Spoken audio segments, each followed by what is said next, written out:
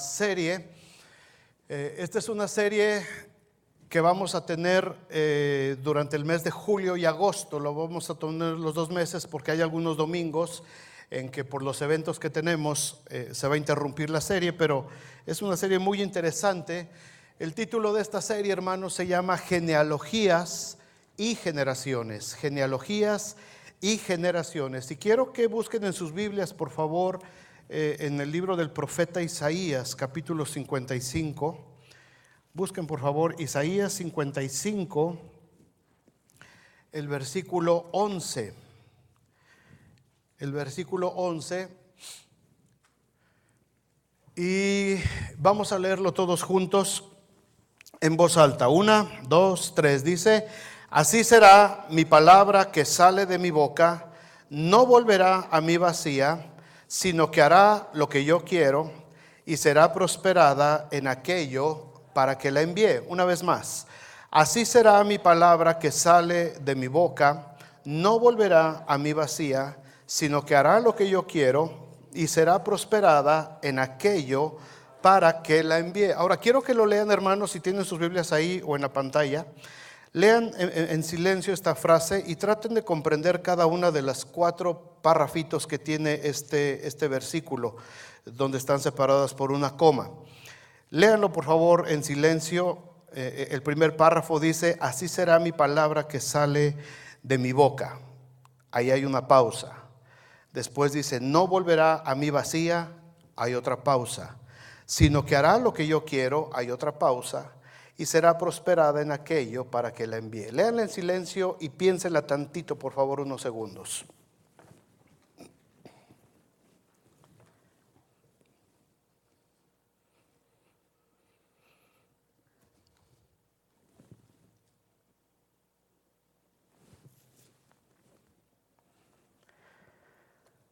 Así será mi palabra que sale de mi boca. No volverá a mí vacía, sino que hará lo que yo quiero y será prosperada en aquello para que la envíe. ¿Dónde, les pregunto, dónde está la palabra de Dios, hermanos? En este momento, ¿dónde está la palabra de Dios? ¿Dónde está? En nuestro corazón. ¿Ok? ¿Todos están de acuerdo? La palabra de Dios está en nuestro corazón. ¿Dónde fue sembrada la palabra de Dios? En nuestro corazón, en nuestro espíritu, en nuestro interior. Ahí es donde está la palabra de Dios. Por supuesto que tenemos la Biblia físicamente, el papel y las hojas, pero la esencia, la palabra de Dios, en mayor o en menor cantidad, está grabada, está sembrada en nuestros corazones. ¿Están de acuerdo? Ok. La palabra de Dios está sembrada. Y aquí está hablando el profeta Isaías, que una vez que la palabra de Dios ha sido sembrada en un corazón, escuche bien, no hay nada que la detenga para cumplir el propósito por la cual Dios la sembró en ese lugar. Si Dios ya sembró la palabra en el corazón de cada uno de los que estamos aquí, nada, hermanos, nada va a detener, nada va a impedir que la palabra de Dios se cumpla y que la palabra de Dios dé el fruto que Dios está esperando de esa palabra. Cuando vino el Señor de aquellos hombres a los que les dio talentos, el que no trabajó y el que traía un solo talento, la respuesta fue: Señor, conozco que eres hombre fuerte, que cosechas donde no sembraste y que recoges donde no esparciste, le dijo este hombre. Sabía que Dios demandaba una cosecha, independientemente de lo que el Señor le haya dado a cada quien. Cuando el profeta Isaías da esta declaración, hermanos, a mí me hace entender esto: Dios ya sembró la palabra en mi corazón. A lo mejor en mí hace más de 50 años, en algunos de ustedes 10, 15, 20, 30 años, una semana, un mes, o a lo mejor hoy apenas se va a sembrar la palabra de Dios. Pero cuando la palabra de Dios se siembra, cuando la palabra de Dios cae en la tierra espiritual de nosotros, no hay nada ni nadie que pueda impedir que la palabra de Dios produzca fruto. Porque el Señor está sentenciando ahí, no va a volver vacía para mí.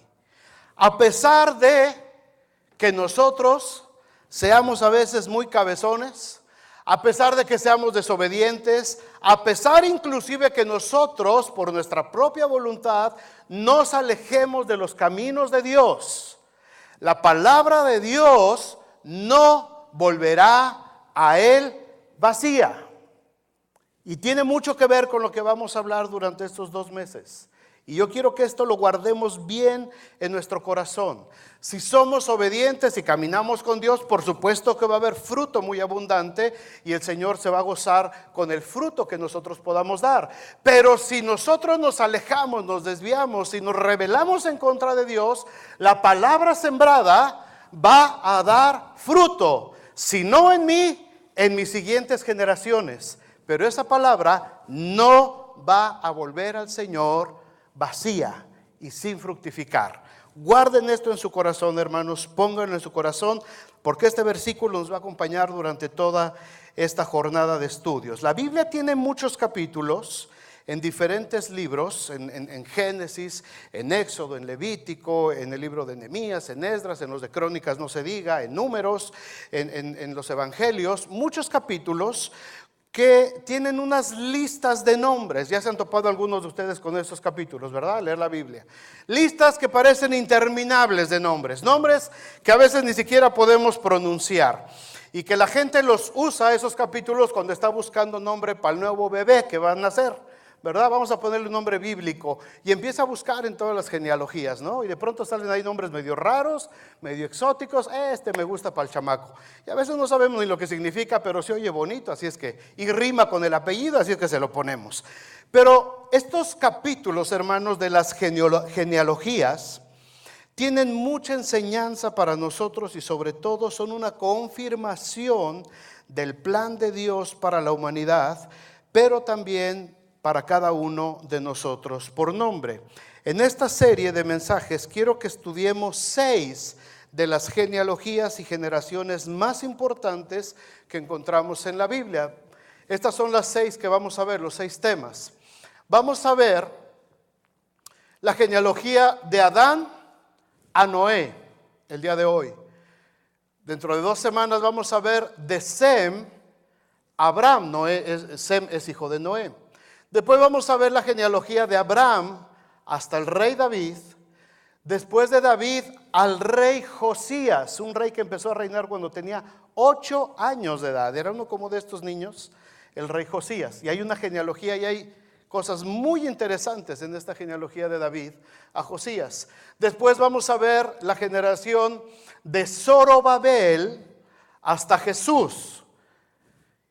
¿Y qué quiere decir todo esto? Bueno, aquí los espero para que lo entendamos.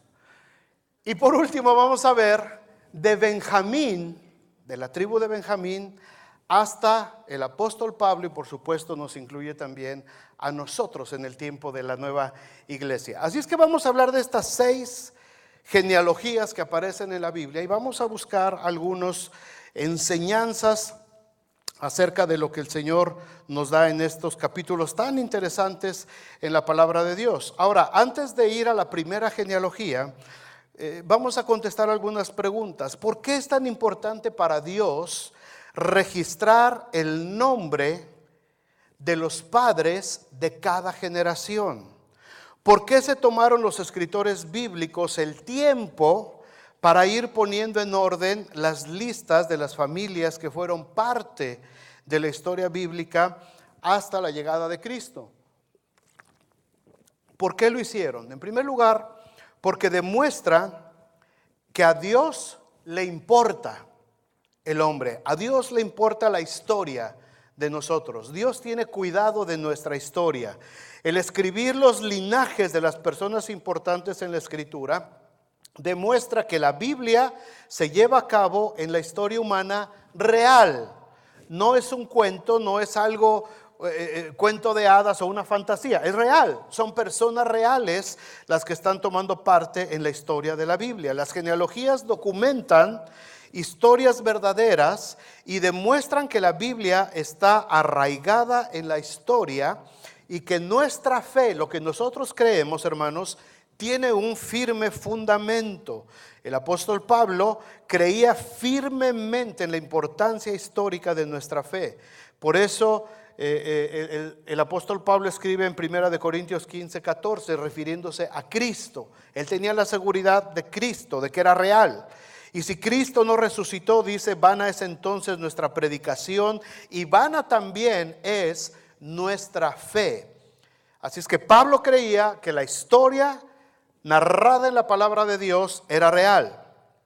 Pero también las genealogías demuestran que Dios interactúa con personas reales. Cada persona que tenemos en la Biblia era una persona igual que nosotros, de carne y hueso, que vivió, respiró en la tierra como nosotros, personas como Adán, Abraham, Isaac, Jacob, Jesús, que vivieron en este planeta y se desempeñaron al igual que nosotros. Las personas que se mencionan en cada una de estas genealogías representan una vida real, con problemas, con situaciones difíciles, con necesidades, pero sobre todo con necesidad de salvación de su condición humana.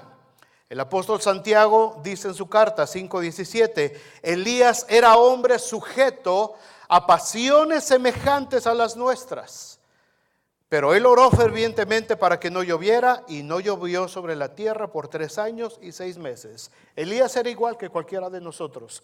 Lo que era diferente era su relación con Dios, por supuesto. Pero las genealogías nos demuestran que Dios usa personas iguales que nosotros. Las genealogías demuestran que Dios puede usar personas imperfectas para cumplir su propósito. Dios usó hombres y mujeres, hermanos, judíos, gentiles, es decir, que no eran del pueblo de Dios, personas que eran grandes en la fe y otros con personalidades muy dudosas para cumplir su propósito de salvación a través de Jesucristo. En la genealogía que vamos a ver más adelante en otros domingos de Mateo, del Evangelio de Mateo, hay varias personas que entran en la genealogía de Jesús y que tienen una reputación medio dudosa. Por ejemplo, aparece en Mateo 1:5, habla de Rahab. Entra en la genealogía de Jesús. ¿Se acuerdan quién fue Rahab? Rahab fue una prostituta que ayudó a los espías que llegaron a Jericó y los escondió y los guardó, exponiendo su propia vida para que el pueblo de Israel tuviera la grande victoria sobre Jericó cuando entraron a conquistar la tierra prometida. Y esa mujer, pecadora, que a lo mejor todo mundo la podría señalar, está incluida en la genealogía de Jesús. También está incluido, por supuesto, David, que fue el más grande rey de Israel, que fue un salmista, que fue un adorador, pero también fue un adúltero y también fue homicida. También se llenó las manos de sangre indebidamente y también le falló a Dios y a la gente que estaba junto con él. Tenía defectos, tenía imperfecciones. También está Salomón en la línea genealógica de Jesús, el hombre con más sabiduría de parte de Dios, pero tomó mujeres extranjeras y se desvió detrás de los dioses ajenos que tenían sus mujeres. Además, acumuló muchos tesoros terrenales. Todos los mencionados en la genealogía de Jesús, excepto por supuesto Jesús, eran pecadores. Gente imperfecta, igual que todos nosotros. Sumamente alentador pensar para nosotros que Dios trajo al Mesías a través de una línea de personas imperfectas y pecadoras, y así como lo hizo con ellos, Dios lo puede hacer con nosotros. Amén. ¿Están conmigo?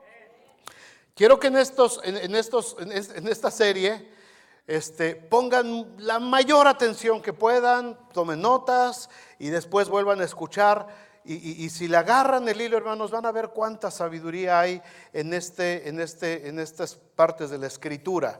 Es una quemadera de pestañas, pero vale la pena intentar entrar a este tema. Las genealogías en la Biblia nos demuestran que Dios sigue siendo Dios. Al pasar siglos, milenios, Y que efectivamente, a pesar de que en las generaciones varios hombres y mujeres hubo que se rebelaron en contra de Dios, que hicieron cosas horribles, vemos después nuevas generaciones brotando de gente con un corazón dispuesto a obedecer a Dios y seguir siendo parte del gran, perfecto plan de redención.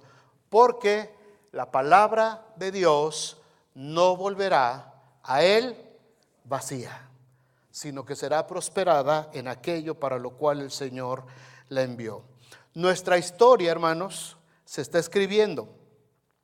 Quizá algunos de aquí tienen memoria de algunos de sus antecedentes, de sus ascendentes. Descendencia son los que están aquí, nuestros descendientes, pero nuestros ascendentes son nuestros padres. Algunos de aquí conocieron, por supuesto, a sus padres. Algunos conocieron a sus abuelos. ¿Alguien conoció a sus bisabuelos? ¿Alguien llegó a conocer bisabuelos? Ok. ¿Alguien llegó a conocer tatarabuelos? Tatarabuelos. O sea, ya hasta arribota, ¿no? Ya nadie. Y son solamente 4 generaciones. 4 generaciones. Carla conoció a sus tatarabuelos, a papá Juacho, a mamá Julita, sí, ¿verdad? Carla sí iba a conocer tatarabuelos porque no es cierto, son sus bisabuelos. Soy yo, mi papá, su papá, hijo, ya me perdí. No, eran sus bisabuelos, ¿verdad? Pues son mis abuelos, bisabuelos, no, tatarabuelos no. A lo mejor no, es difícil ya llegar a tanto, ¿no? Hasta arriba. Pero no sabemos qué es lo que hubo más atrás de esas generaciones. Hay mucha información, pero casi nadie llega más allá de las 4 generaciones. Ya para arriba es muy difícil, ¿verdad? Aunque ahora hay páginas de internet que te ofrecen buscarte toda tu línea, todos tus ancestros. Quién sabe qué tan verídica sea, ¿no? Porque te remontan a que tu apellido o tu nombre, tu familia viene de 1500 y tantos del siglo XV y ya te sientes casi el conde de Montecristo, ¿no? O sea, quién sabe qué tan reales sean esas páginas donde nos prometen eso, pero lo importante es saber que atrás de nosotros hay una larga genealogía, hay generaciones que vienen desde muy atrás, ¿verdad? Las casas monárquicas, por ejemplo Inglaterra, que tiene a la reina Isabel II, ¿verdad? Ella es parte de lo que se llama la casa de Windsor. No sé si han oído esa expresión cuando se refieren a Inglaterra. Ella es descendiente de la casa de Windsor. La casa de Windsor empezó a reinar en Inglaterra, en el Reino Unido, allá por el año 1840, o sea, bien lejos. Pero la monarquía en Inglaterra, en el Reino Unido, se remonta hasta el siglo IX, por el año 830, por ahí Alfredo el Grande fue el primer rey de Inglaterra. Y hay un registro que viene de esa fecha, siglo IX, más de 10 siglos atrás, que viene la línea de sucesión de los monarcas de Inglaterra. O sea que sí es posible seguir una secuencia de nuestras genealogías. Nosotros pues no sabemos más allá de nuestra tercera, cuarta generación qué pasó ahí arriba, de dónde salió tanto García, quién sabe dónde fue el asunto.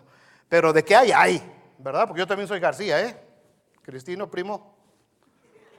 No sé dónde, allá, quién fue el primer García y qué travesuras habrá hecho. Porque unos salieron allá por Zacatecas, otros salimos por Puebla, otros por Tlaxcala. ¿Quién aquí es García aparte de mí? Paso.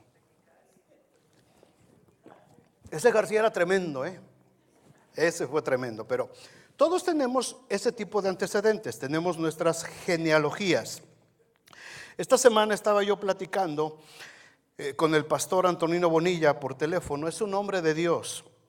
Un hombre de Dios que sus 90 años de vida, él está en San Antonio, Texas, él ha visto pasar a varias generaciones de cristianos y me dijo algo que me sorprendió. Cuando le dije lo que estaba estudiando y lo que quería compartir, él me dijo algo que la verdad me sorprendió y cambió el rumbo completamente del enfoque que estaba yo estudiando.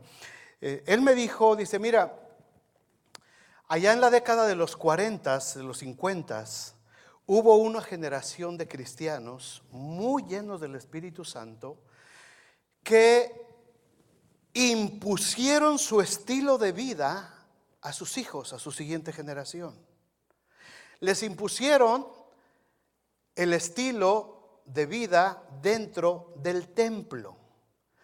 Pero no se preocuparon mucho porque los hijos realmente conocieran a Jesucristo de una manera personal y que eso cambiara el rumbo de sus vidas. Los instruyeron muy fuerte en todas las disciplinas del templo, que había que llegar temprano, había que venir de corbata, había que venir de vestido largo, había que cumplir ciertas reglas, dice. En eso fueron muy exigentes.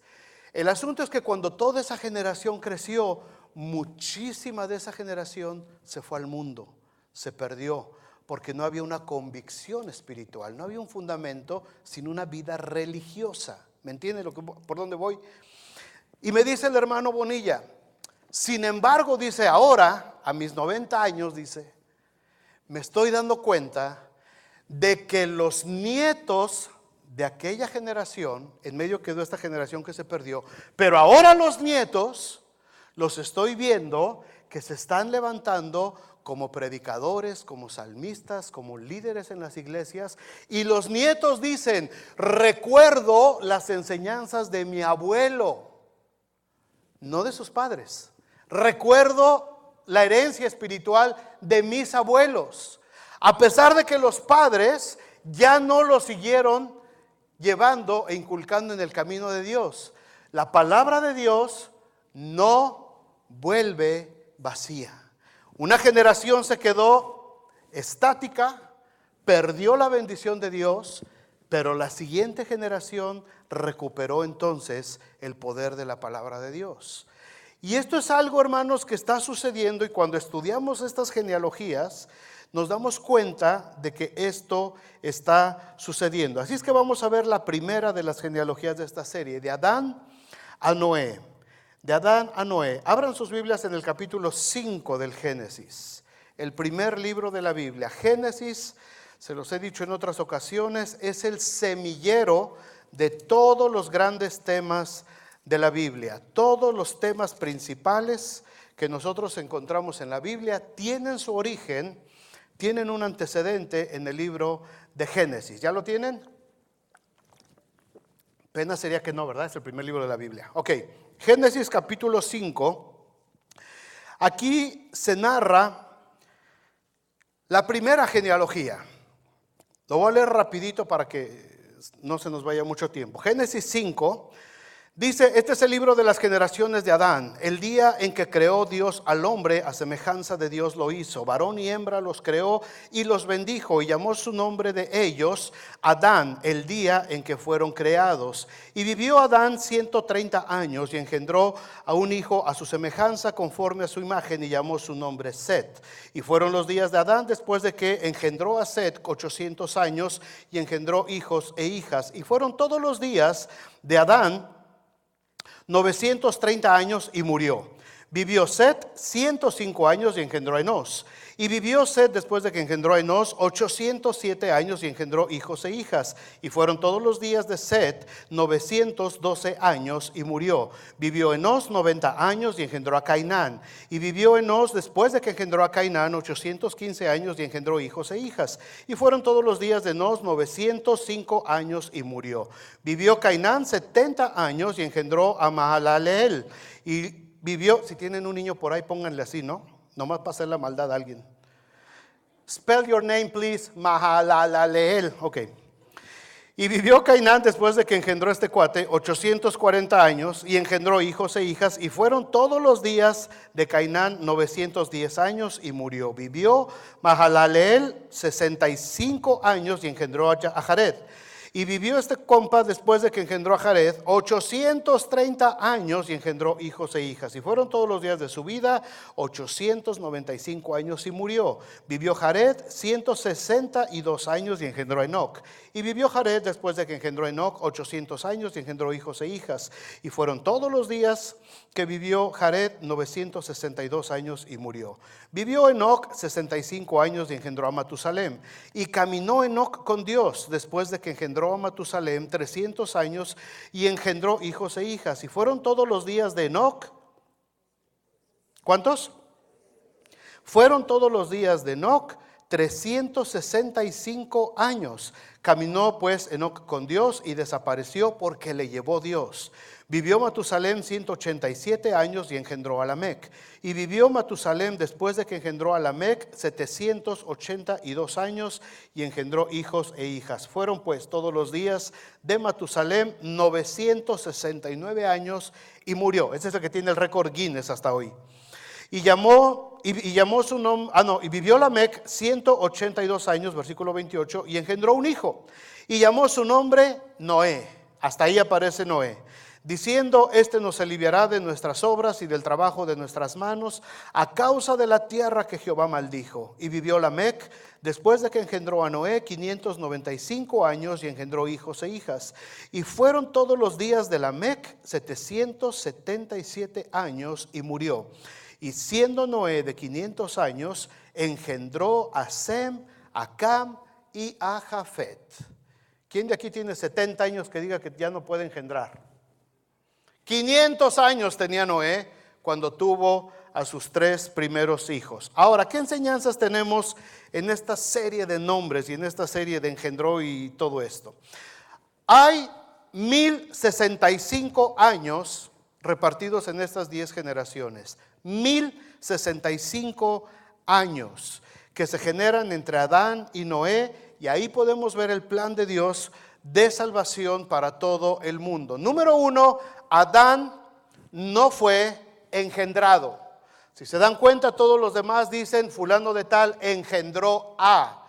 Adán no fue engendrado, Adán fue creado directamente por Dios. Adán fue hecho, creación, a imagen y semejanza de Dios, de una manera perfecta, sin defectos, sin pecado, íntegramente a la imagen y semejanza de Dios. Adán compartía con su creador muchas características. Tenía una mente perfecta.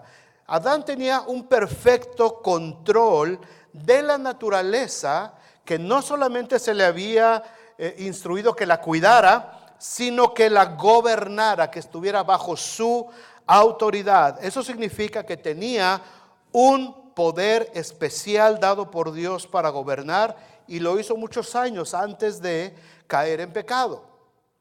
Como leemos la historia así de rapidito, pensamos que por aquí hizo Dios a Adán y después luego le hizo a Eva, y luego la Eva lo primero que fue es a comerse el fruto y salieron corriendo, y todo eso pasó en 2 días. No, eso pasó en muchos años. Pasaron muchos años. Cuando Adán estuvo solo, pasaron varios años hasta que Dios le trajo a su compañera, y pasaron muchos años en una perfecta armonía con Dios antes de caer en pecado. Así es que a veces pensamos en Adán, cuando lo leemos o cuando nos lo presentan en caricaturas, pensamos en Adán como un hombre así medio tontolón, así como medio mandilón, como que hacía todo lo que le decía a la mujer. No, hermanos, Adán era un super hombre, como no hay otro que haya pisado la faz de la tierra. ¿Por qué? Porque estaba creado a imagen y semejanza de Dios. ¿Ustedes creen que Dios iba a crear algo a su imagen y semejanza que se viera burdo, que se burlaran de él, que fuera medio atarantado, que fuera medio? No. Adán tenía una mente privilegiada. Pablo habla acerca de que nosotros tenemos la mente de Cristo, y espiritualmente es verdad, pero en la realidad andamos muy lejos de tener la mente de Cristo, porque Adán tenía la mente perfecta de Dios. Cuando vemos al Señor Jesucristo tener autoridad sobre enfermedades, sobre demonios, Jesucristo tenía autoridad sobre el viento, tenía autoridad sobre la higuera, tenía autoridad sobre toda la creación que le rodeaba. La mente de Jesús, perfecta a la imagen de Dios, Dios mismo, tenía perfecto control de todo su entorno y podía tener autoridad para decirle a una enfermedad, a células que se estaban comiendo ellas solitas, células que se estaban destruyendo en el cuerpo de un hombre. Jesús tenía la autoridad de decirle: sé limpio, y esas células inmediatamente obedecían a la palabra de Dios, e inmediatamente desaparecían y el leproso quedaba limpio. Esa era la mente de Jesús y esa era la mente que tenía Adán antes de pecar. Una mente poderosa. Era él junto con su esposa una pareja de verdaderos superhombres, de verdaderos superhéroes, no nada que ver con los Transformers de hoy. Ellos sí tenían verdadero poder dado por Dios. Tenía autoridad para gobernar todo lo que Dios le había puesto y Dios lo hizo de esa manera tan especial. Pero a partir de Adán, hermanos, todos los demás nombres que leímos en esta lista empiezan a decir, y entonces Adán engendró, ya no creó, Dios ya no volvió a crear, Dios ya no volvió a hacer, Dios ya no volvió a tomar barro de la tierra para hacer a otro. Ahora era responsabilidad del hombre engendrar. Todos nosotros fuimos engendrados por nuestros padres terrenales y nosotros nos ha tocado engendrar a nuestros nuevos hijos. Ninguno de nosotros lo creó, ninguno de nuestros hijos es creado, todos son engendrados. Así es que a partir de Adán, todos los siguientes nombres que vemos en la Biblia dice engendró. Tuvo que haber una relación entre el hombre y la mujer para poder crear, para poder dar una vida, engendrar una vida. Toda la información biológica, toda la información genética para que la vida siguiera produciéndose en la tierra ya había sido puesta en Adán y en Eva. Y ellos empiezan a engendrar las siguientes generaciones. Ok, ¿y eso de qué me sirve? Me sirve saber que ese reflejo, esa descripción de Adán que yo encuentro en la Biblia es la que me espera cuando estemos transformados a la imagen de Dios. Esa misma creación, esa misma forma perfecta de vida que tenían Adán y Eva es la que nos está esperando a nosotros, hermanos. Adán empezó aquí, pero la historia está dando la vuelta completa. Por aquí vamos nosotros y cuando Cristo venga por nosotros, dice el apóstol Pablo, seremos transformados en un abrir y cerrar de ojos. Y los muertos en Cristo resucitarán primero. ¿En el mismo cuerpo? No. ¿En un cuerpo todo dado al catre, todo enfermo, todo lastimado, con dolores? No. En una perfecta creación como Dios lo estableció desde un principio en Adán. Así es que esta primera enseñanza de la genealogía, hermanos, nos pone nuestra mirada en lo que viene para nosotros en un futuro. Y alguno puede decir, ¡ay, falta mucho para eso! ¿Eso crees? 1056 años entre Adán y Noé. Y pasaron así, porque para el Señor un día son como 1000 años.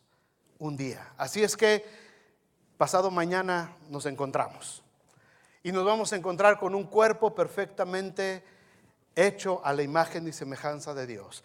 Y algunos han dicho, ay, qué gacho, que pues ya perfectos y todo, y el mundo ya todo destruido. El mundo se va a acabar de destruir y Dios va a volver a crear cielos nuevos y tierra nueva. Y reinaremos con el Señor para siempre. Amén. La historia empezó aquí, Adán y Eva, en una simbiosis perfecta con toda la naturaleza de Dios. Un mundo perfecto, un mundo en el que no había desiertos tan intensos, ni junglas tan espesas, ni cambios de clima. Era perfectamente la creación que Dios hizo, porque Dios no la hizo fea. Nosotros por el pecado la echamos a perder. Y la promesa es que a partir de Adán, a partir de esta genealogía, empezó a dar vuelta la historia. Y un día, cuando nosotros nos encontremos, dice Apocalipsis, nosotros nos vamos a encontrar nuevamente en cielos nuevos y tierra nueva y la nueva Jerusalén que desciende del cielo de mi Dios. Ahí nos vamos a establecer nosotros, donde Dios quería originalmente que nosotros estuviéramos. ¿Por qué? Porque su palabra no volverá a él vacía. Y el perfecto plan de Dios para la humanidad, hermanos, se va a cumplir. A pesar de que hayan pasado 5000 o 10,000 años, vamos a volver a llegar a esa meta. ¿Cuántos esperan llegar ahí? No perdamos de vista esto, hermanos. Esta es la razón del cristiano.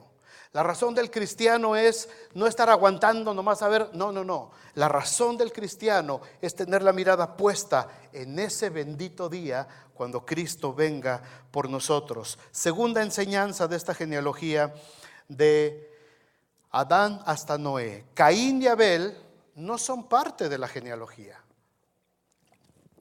Si se dan cuenta, dice ahí el versículo 3: y vivió Adán 130 años y engendró un hijo a su semejanza, conforme a su imagen, y llamó su nombre Set. Y cualquier observador dice, chis, ¿y Caín y Abel? No entran en la genealogía por dos razones. Una, Abel ya no tuvo hijos, era el bueno. Y Caín mató a Abel. Caín se volvió homicida, Caín tuvo que ser maldito por Dios y fue expulsado de la presencia de Dios. Y entonces el que tomó su lugar fue Set. Y en la genealogía limpia de Adán no entra ni Caín ni Abel, entra Set, porque es el hijo a través del cual se siguió desarrollando la promesa de parte de Dios. La genealogía de estos muchachos lo podemos ver atrasito en el capítulo 4 de Génesis. Génesis 4:16 dice: salió pues Caín de delante de Jehová y habitó en tierra de Nod, al oriente del Edén. Y conoció Caín a su mujer, la cual concibió y dio a luz Enoc, y edificó una ciudad, y llamó el nombre de la ciudad el nombre de su hijo Enoc. Y a Enoc le nació Irad. Irad engendró a Meguajael, y Meguajael engendró a Matusael, y Matusael engendró a Lamec. No es el mismo Lamec de la genealogía de Adán. Y Lamec tomó para sí dos mujeres, el nombre de la una fue Ada y el nombre de la otra fue Sila. Y Ada le dio a luz a Jabal, que es el padre de todos los que habitan en tiendas y crían ganados. Fíjense, esta parte de la genealogía es interesante. Se empiezan a desarrollar algunas actividades de la humanidad. El padre de Jabal fue el padre de todos los que habitaban en tiendas y eran ganaderos. Y el nombre de su hermano fue Jubal, el cual es padre de todos los que tocan arpa y flauta. Aquí nació el arte, aquí nació la música. ¿Se dan cuenta dónde nace la música? No nace en la genealogía directa de Adán, sino en la genealogía de Caín, el hijo que fue expulsado de la presencia de Dios. Y Sila también le dio a luz a Tubal Caín, artífice de toda obra de bronce y de hierro. Y la hermana de Tubal Caín fue Naamá. Y dijo Lamec a sus mujeres Ada y Sila: oíd mi voz, mujeres de Lamec, escuchad mi dicho, que un varón mataré por mi herida y un joven por mi golpe. Si 7 veces será vengado Caín, Lamec en verdad 70 veces 7 lo será. Y ahí termina la genealogía de Caín, con un hombre vengador, con un hombre vengativo, un hombre rencoroso que estaba dispuesto a cobrar venganza por su propia mano. Se corta la genealogía de Caín ahí en ese momento y solamente se rescata la genealogía de Adán por medio de Set. ¿Estamos todavía ahí? ¿No los he perdido? Cuando ya se estén perdiendo, nomás háganle así y les aviento un salvavidas. Lo estoy tratando de hacer lo más entendible posible, hermanos. Créanme que son horas de estar rascando todo esto. Ok, tercera enseñanza. La palabra de Dios nunca vuelve vacía. Regresamos al 5 de Génesis, 5:3. Y vivió Adán 130 años y engendró un hijo a su semejanza, conforme a su imagen, y llamó su nombre Set. Y fueron los días de Adán después de que engendró a Set 800 años, y engendró hijos e hijas. Y fueron todos los días que vivió Adán 930 años y murió. Vivió Set 105 años y engendró a Enós. Al llegar a Enós, hermanos, al llegar al versículo 6, hay algo que resalta en el capítulo anterior que vimos en el 4, que no está aquí en el 5. El 4, Génesis 4:25 atrasito dice: y conoció de nuevo Adán a su mujer, la cual le dio a luz un hijo, y llamó su nombre Set, porque Dios, dijo ella, me ha sustituido otro hijo en lugar de Abel, a quien mató Caín. Pero fíjense el versículo 26. Y a Set también le nació un hijo, y llamó su nombre Enós. Y sucede algo en el nacimiento de Enós. ¿Qué pasó?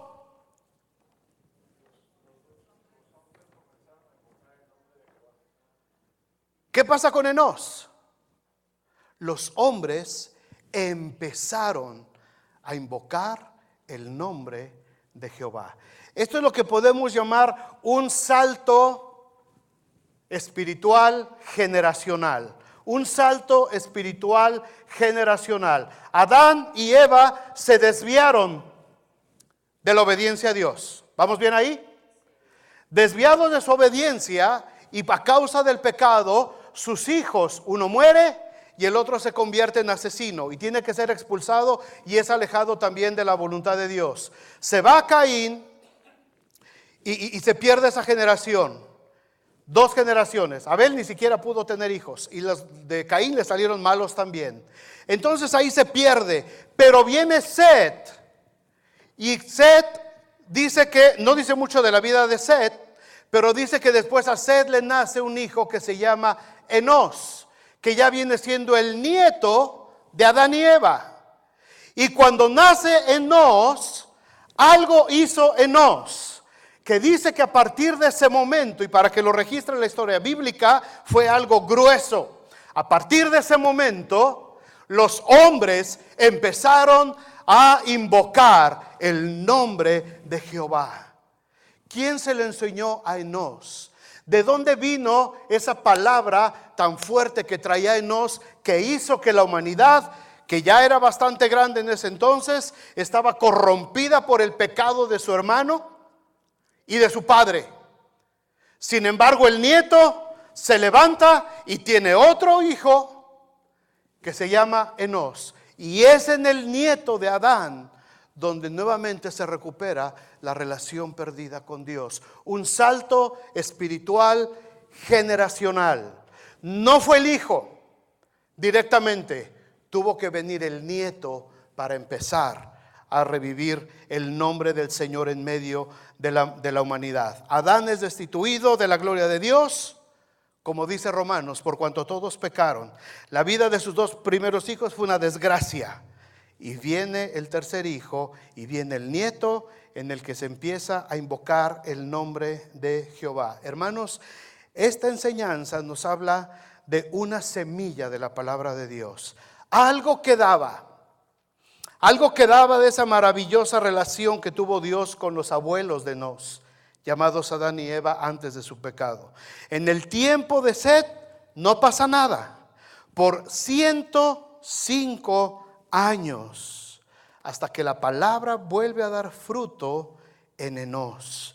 Entonces los hombres empezaron a invocar, empezaron a tener un deseo de buscar al Señor, empezaron a orar, empezaron a clamar, empezaron a adorar a Dios. Habían pasado 235 años de que Dios había sembrado su palabra en Adán y Eva. 235 años, pero la palabra de Dios no vuelve vacía. Cuando parecía que se había perdido, aparece Enós, el nieto. 235 años después. Este 4 de julio pasado, ¿cuántos años cumplió esta nación de haberse establecido? Muchachos que son estudiosos, y ¿cuántos años? No saben. A ver, déjenme ver quién está aquí. No, todavía no llegaba Hernán Cortés. Pártela a la mitad, tocayo, más o menos. Ah, ya lo googleó rapidito ahí. 242 no, 274. A ver, búscale. 242, bueno, 250 promedio. 250 años tiene de fundada esta nación, hermanos. Hace 250 años todo lo que había en esta nación, en todo Estados Unidos, solamente eran las tribus de indios que vivían en todo Estados Unidos, en todo el territorio. Cheyennes, apaches, michoaqueños, potahuatamis, o sea, todo eso era lo único que había aquí. No había esta nación como tal. Todavía no llegaba, apenas estaban empezando a llegar los primeros colonizadores. Imagínense, esto no existía, por supuesto. Todo esto era árboles y ríos y venados y todo muy bonito, ¿no? ¿Saben qué significa Michoacán, por cierto? ¿No? Investíguense, los dejo de tarea. No, todo lo contrario.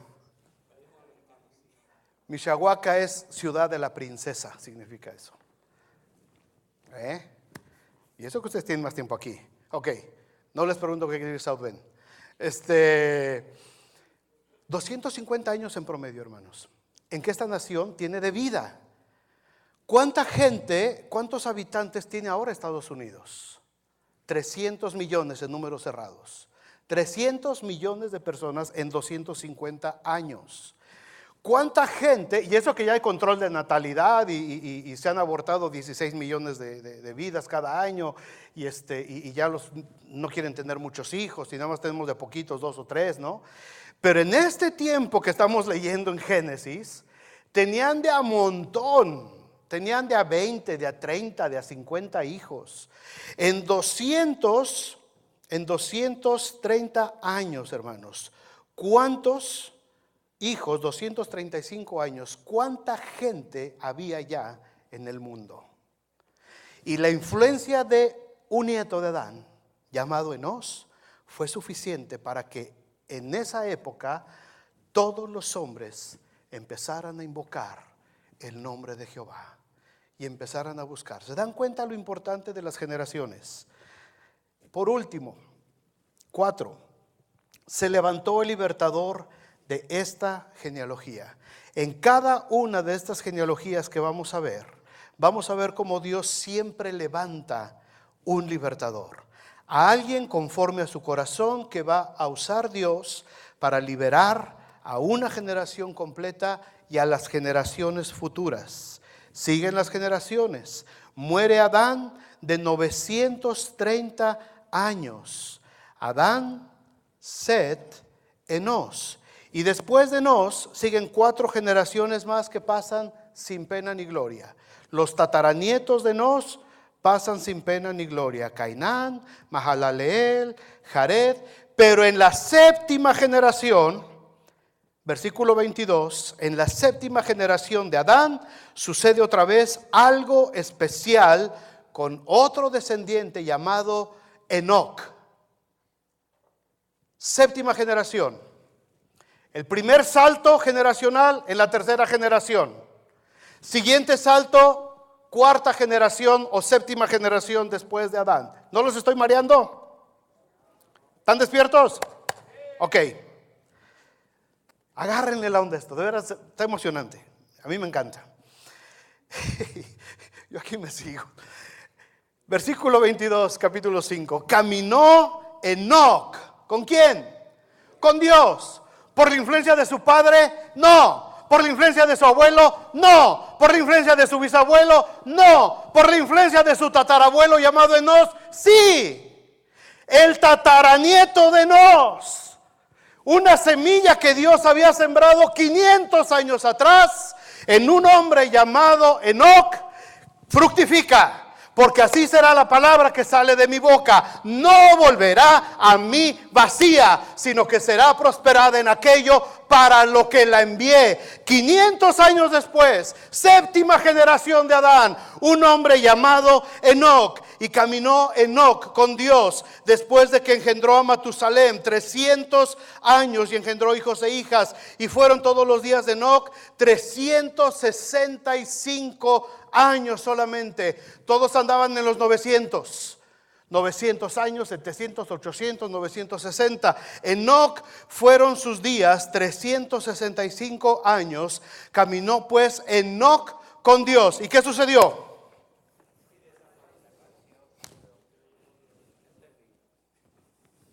No murió. ¿De qué tamaño era la relación de Enoc? ¿Qué es lo que Enoc había descubierto? En la semilla de la palabra y del temor de Dios de su tatarabuelo. ¿Qué fue tan profundo que lo impactó a tener una relación tan especial con Dios? Que Dios decidió en medio de tanto millón de gente pecadora, y aunque le buscaran, escogió a Enoc para que Enoc no muriera, para que Enoc fuera traspuesto al cielo sin conocer la muerte física. Solamente hay otro hombre en la Biblia que tuvo el mismo privilegio. ¿Quién fue? El profeta Elías. Fue arrebatado en un torbellino de fuego, sin conocer la muerte. Génesis es el libro de los orígenes. Todos los temas de la Biblia están escritos en el libro del Génesis. La Biblia dice: con voz de mando y con trompeta de Dios, el Señor descenderá del cielo, y los muertos en Cristo resucitarán primero, y luego nosotros, los que quedamos, seremos arrebatados vivos, y así estaremos con el Señor para siempre. ¿Cómo vamos a ser nosotros arrebatados por Cristo? Igual que Enoc, igual que Elías. ¿Por qué Dios tuvo que poner en el libro del Génesis un ejemplo de lo que iba a ser el arrebatamiento de la iglesia miles de años después? Porque así será mi palabra que sale de mi boca. No volverá a mí vacía, sino que será prosperada en aquello para lo que la envié. La palabra de Dios no tiene principio y no tiene fin, dicen los chicos de Alfa y Omega. No tiene principio, no tiene fin. No es asunto de años, no es asunto de siglos. Es asunto de creer lo que Dios está diciendo que va a suceder. ¿Cómo vamos a ser arrebatados? Igual que Enoc. Siguen pasando generaciones. 3 generaciones más después de Enoc. 434 años. Enoc y da a luz o engendra a Matusalem, el hombre más longevo de la Biblia, 969 años. Después de Matusalem sigue Lamec, y Lamec engendra a Noé. Y con Noé la promesa de un libertador. Génesis 5:29, y llamó su nombre Noé diciendo: Este nos aliviará de nuestras obras y del trabajo de nuestras manos, a causa de la tierra que Jehová maldijo por causa del pecado. Más de 1000 años, hermanos, más de 1000 años después del fracaso de Adán, y entre saltos espirituales generacionales, la esperanza para el mundo entero llega en la persona de Noé, el único que halló gracia en el corazón de Dios. El gran juicio de destrucción al mundo por el aumento desmedido del pecado había llegado. En medio de 10 generaciones, de más